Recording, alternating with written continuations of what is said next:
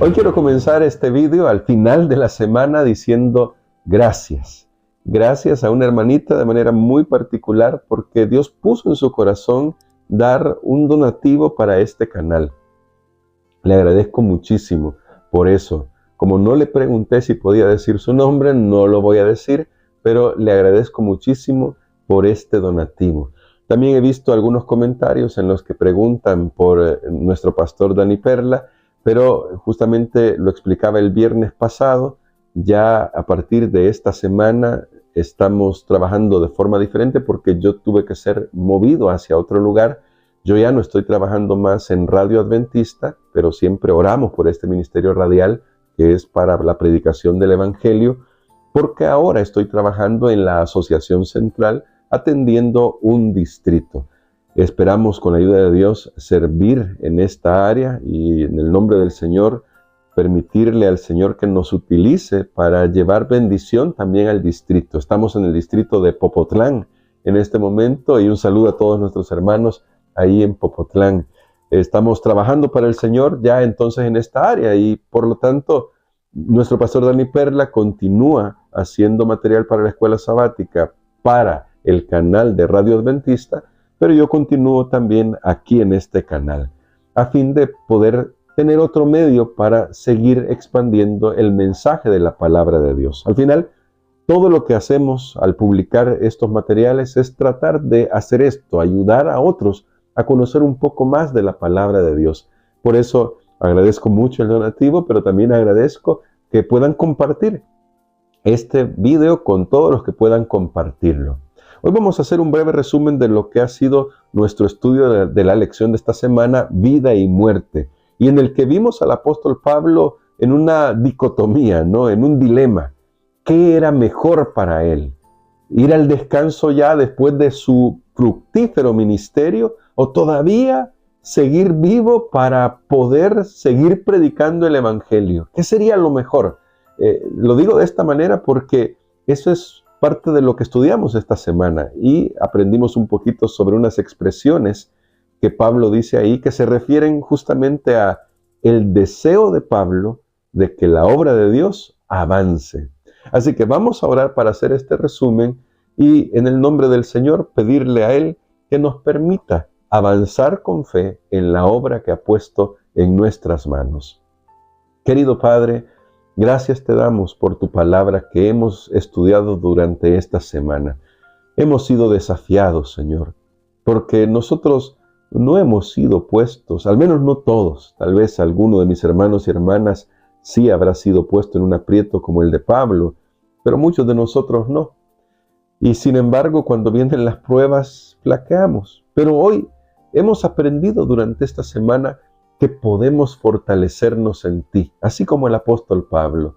Por eso, ayúdanos en este resumen a poder extraer las mejores lecciones que nos permitan servirte con todo nuestro ser. Lo pedimos en el nombre de Jesús. Amén. Para este día, yo quiero comenzar con una historia. Esta historia se encuentra en este libro que se titula Empieza con el porqué, cómo los grandes líderes motivan a actuar. Y es muy interesante esta historia porque habla de cómo podemos realmente motivar a las personas, incluso cuando la tarea es difícil, si no imposible. Y se cuenta de un explorador llamado Ernest Shackleton. Me van a perdonar el mal inglés, pero lo voy a pronunciar de esta manera, ¿no? Ahora, este explorador tenía una misión que se había puesto. Viajaría 2.735 kilómetros a través del polo hasta el mar de Ross, más abajo de Nueva Zelanda. Y el coste estimado para esta travesía era de $250,000. Esto ya en nuestro tiempo es una cantidad bárbara de dinero. Ahora imagínense en el tiempo de Shackleton, estoy hablando de 1914. Pero no ese es el meollo de la historia, sino cómo reclutó a las personas que iban a ir con él. Te hago la pregunta. ¿cómo reclutarías a un grupo de marineros para ir contigo a hacer esta empresa?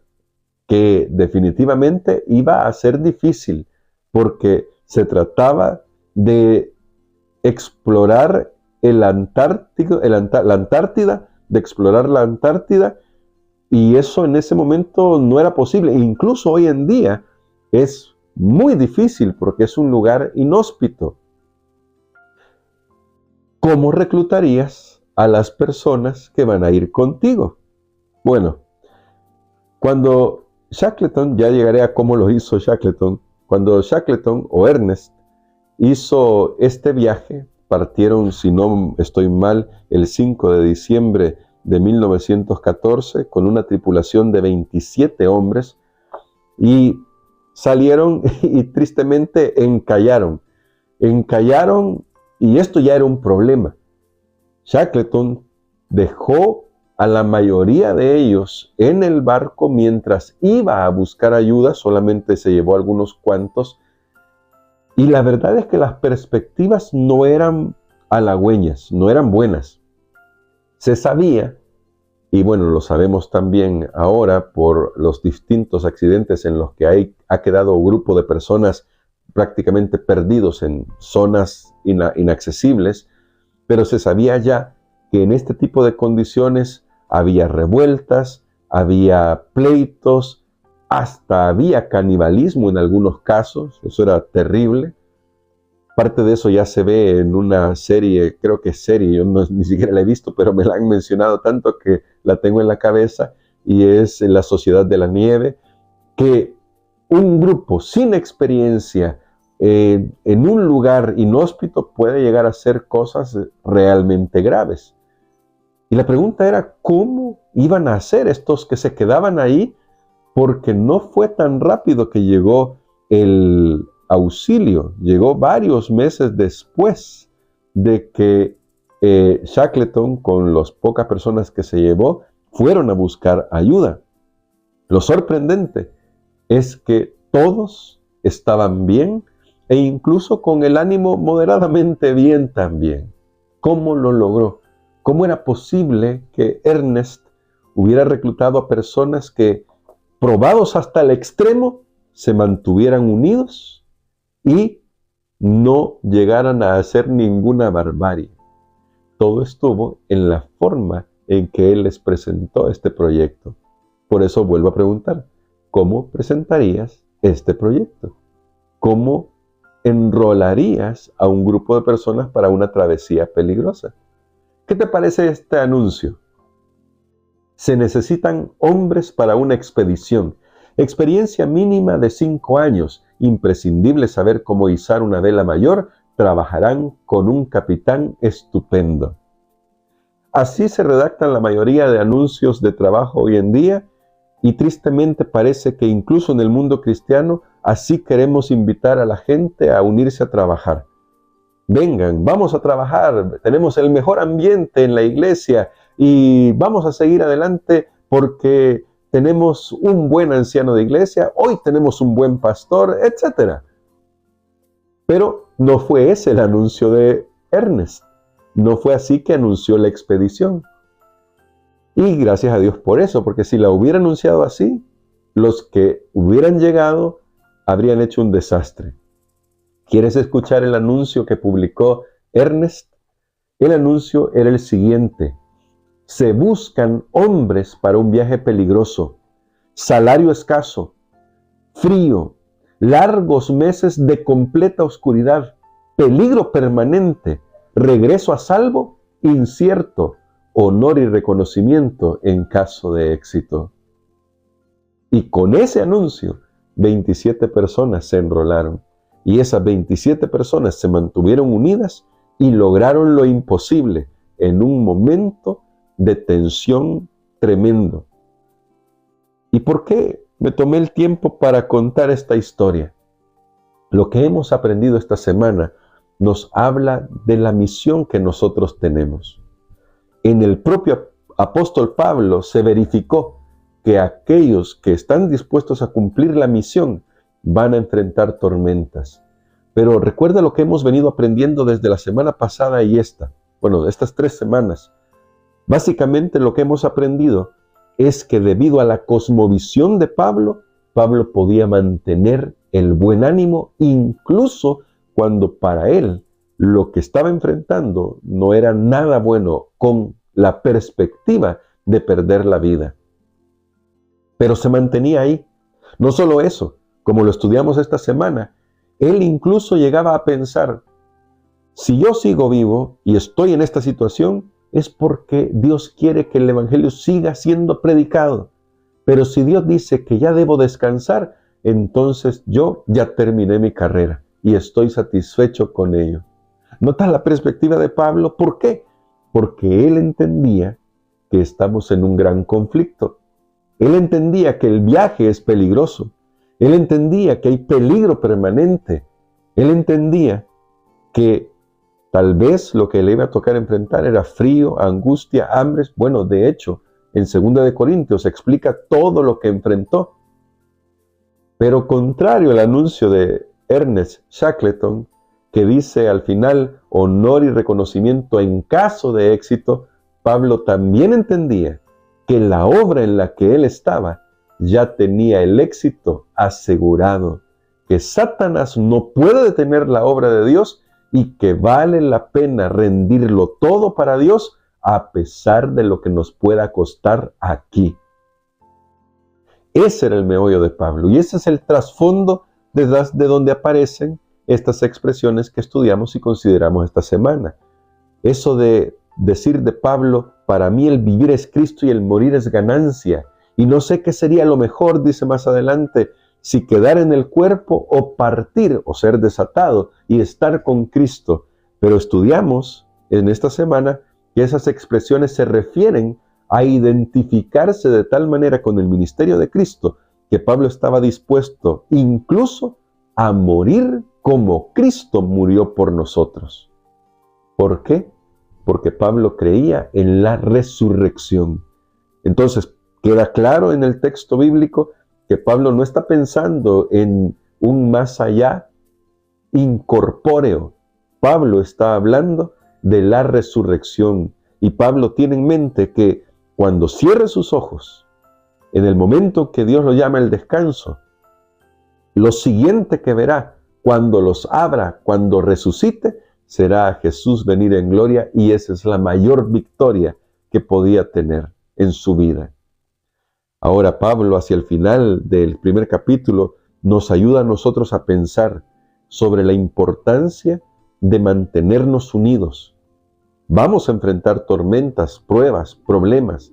Le pasó al gran apóstol Pablo, pero más aún, lo enfrentó el Señor Jesús y él mismo dijo, si en el árbol verde han hecho esto, ¿qué no harán en el árbol seco? Si Jesús pasó por la tribulación de este mundo, ¿por qué nosotros deberíamos esperar que la vida sea fácil para nosotros? Quiero volver a recalcar lo que he dicho en esta semana. No estoy diciendo que nosotros debemos pensar en que todo nos va a ir mal. Dios nos concede momentos de bendición que deberían servir para fortalecer nuestra relación con Él. Pero debemos tener claro que a la hora de avanzar en la predicación del Evangelio, Satanás va a intentar poner tropiezo. Pero recuerda, Satanás no puede detener el avance de la obra de Dios. Solamente necesitamos ponernos en las manos de Dios. Y para eso ayer vimos 3 claves: mantenernos unidos, fundados en la palabra de Dios, cumpliendo la misión, una misión profética que nosotros tenemos para alcanzar al mundo entero. Una misión que debería ser lo más importante en nuestro corazón. Yo quiero terminar con esta cita de Hechos de los Apóstoles, escrita por Elena de White. De la rueda del tormento, la estaca, el calabozo y de los escondrijos y cavernas de la tierra, llegaba a sus oídos el grito de triunfo de los mártires. Oía el testimonio de las almas fieles, quienes, aunque desamparadas, afligidas y atormentadas, humanamente hablando, agregaría yo, padecían sin temor, testificando solamente de su fe, diciendo, yo sé en quién he creído. Los que así rindieron su vida por la fe, declararon al mundo que aquel en quien habían confiado era capaz de salvar hasta lo sumo. Cuando nosotros enfrentamos las pruebas de la vida, ¿estamos dispuestos a confiar que Dios es capaz de salvar hasta lo sumo? Pero tal vez diré un poquito más. Cuando comenzamos a enfrentar las pruebas por ser fieles a Dios, por querer predicar el Evangelio, ¿estamos dispuestos nosotros a confiar en Dios que sabe siempre lo mejor para nosotros? Pablo nos da un gran ejemplo de lo que implica ser fiel a Dios, pase lo que pase. Él no ve derrota incluso si debe ir a la tumba, porque él se ha gastado sirviendo al Señor. Hoy tenemos nosotros un desafío, y voy a decirlo para mí, yo tengo un desafío, el de poder servir a mi Dios, pase lo que pase. En este mismo momento puedo decir por la gracia de Dios que Él me ha bendecido muchísimo, pero que el Señor me ayude, y esa es mi oración, para que cuando vengan los momentos difíciles que vendrán, podamos seguir manteniéndonos firmes y proclamando la verdad de que Cristo viene por segunda vez muy pronto. Te dejo este desafío a ti para que tú contestes en tu corazón cómo quieres vivir para el Señor. Vamos a orar. Querido Padre, gracias te damos por tu palabra. En tu palabra tú no has escondido la verdad de que en este mundo vamos a enfrentar tribulación, vamos a enfrentar angustias, enfrentaremos pruebas, y en especial cuando queremos hacer tu voluntad. Pero también nos has dado la seguridad de que pase lo que pase, el que pierde su vida aquí, la encontrará en Cristo. Cuando Cristo vuelva por segunda vez, entonces tú nos devolverás la vida, pero ya no para un momento, sino para toda la eternidad. Pero mientras estamos vivos, ayúdanos a aprovechar el tiempo para servirte. Lo rogamos en el nombre de Cristo Jesús. Amén.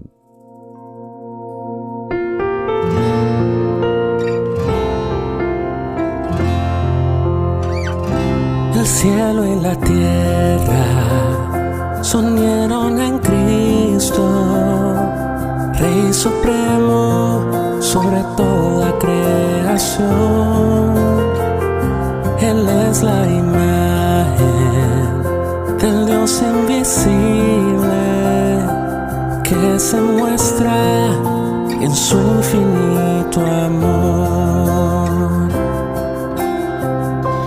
El cielo y la tierra se unieron en Cristo, Rey supremo sobre toda creación.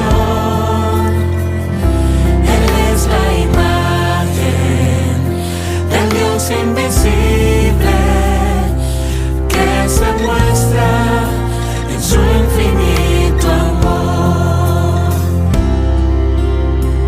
Para mí el vivir es Jesús y el morir es ganancia. Soy completo en Jesús y en su amor tengo yo mi confianza. Viviré por Jesús y al mundo daré la esperanza que solo en Jesús hay perdón y nos salva por gracia.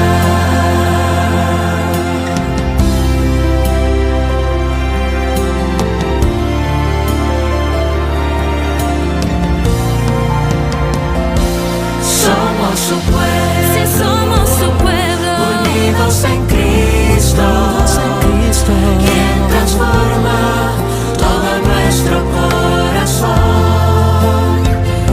y en perfección Él nos perfecciona.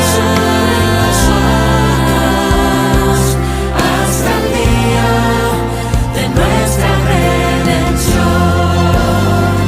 Para mí el vivir es Jesús y el morir es ganancia. Soy completo en Jesús y en su amor